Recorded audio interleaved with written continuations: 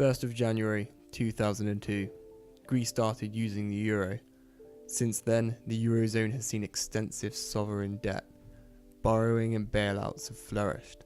Stay around to see how it all began in this overview of the Greek debt crisis and what this may mean for the EU. Will we see a Grexit?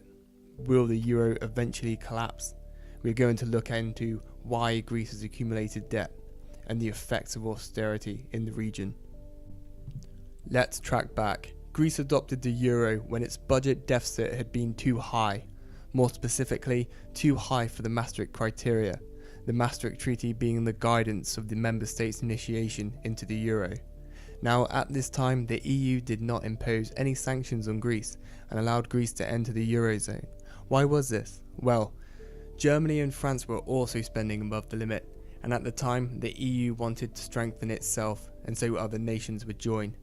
Greece's budget deficit at the time was 12.4% of GDP, more than 4 times the EU's 3% limit. This left a substantial problem in the eurozone. Rating agencies lowered Greece's credit rating, which scared off investors and drove up the cost of future loans, so Greece did not have a good chance of finding the capital to pay back its sovereign debt. Previously, government borrowing and government spending soared as they had access to low-interest loans. Greece spiraled after the 2008 crash. Investors jacked up interest rates, and then they suffered.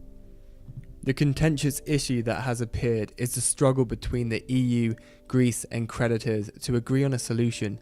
Just last year, the IMF and Greece negotiated an €86 billion bailout, which would be used to make payments on the existing debt of €293.12 billion.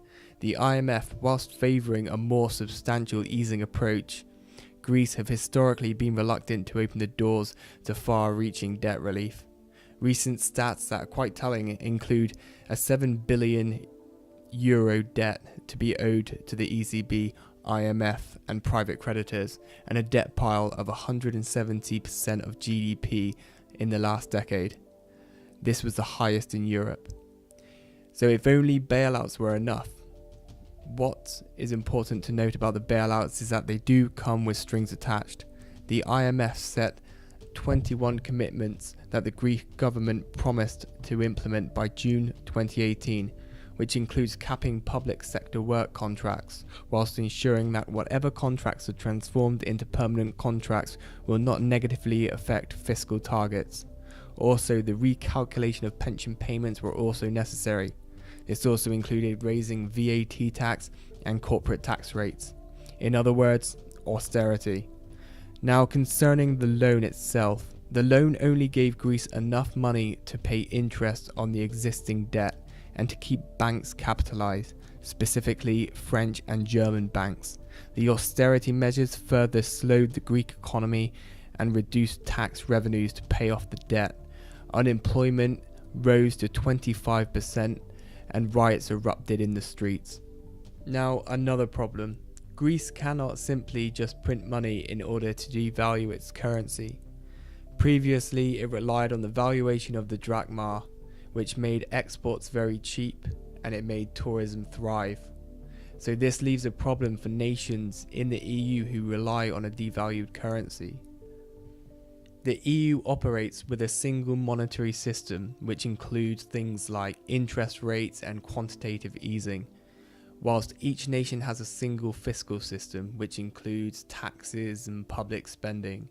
It has been argued that this structure enhances the debt crisis due to incoherence between the European Central Bank and EU member states. If Greece does abandon the EU and reinstates the drachma, they could end austerity measures and debase the currency in order to make exports and tourism thrive again. However, this would not be good for creditors, as they would suffer loss if the drachma plummets in value. Greece would also need to take into account inflation and import costs. To date, Greece has only paid back €41.6 billion of debt. If EU member states do not stand behind the bailouts, then they could risk a Greek exit of the Eurozone. In 2015, the Prime Minister Alexis Tsipras announced a referendum on austerity. The people voted no to a bailout conditions, and Greece sustained economic damage as a result, which included ATM restrictions. The Prime Minister later accepted measures from the ECB, Commission and IMF in return for another loan. The bailout program is scheduled to end in August 2018, and it is expected to repay at least 75% of its debt by 2060. It is unknown as to whether austerity will continue at this time. Thank you for listening. Please comment, subscribe, and give me a thumbs up. Your support is greatly appreciated in order to produce well-researched factual analysis on world affairs. And please check out the links in the description of some valuable books on this topic. Thank you.